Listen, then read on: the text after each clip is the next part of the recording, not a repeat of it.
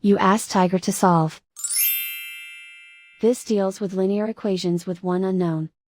The final result is x equals 2. Let's solve it step by step. Group all x terms on the left side of the equation.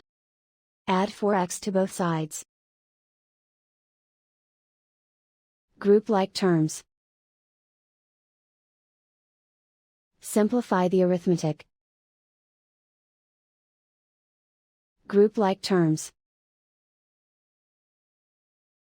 Simplify the arithmetic. Group all constants on the right side of the equation. Add 9 to both sides. Simplify the arithmetic.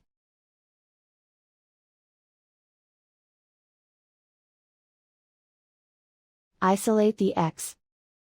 Divide both sides by 11. Simplify the fraction. Find the greatest common factor of the numerator and denominator. Factor out and cancel the greatest common factor. And so the final result is x equals 2.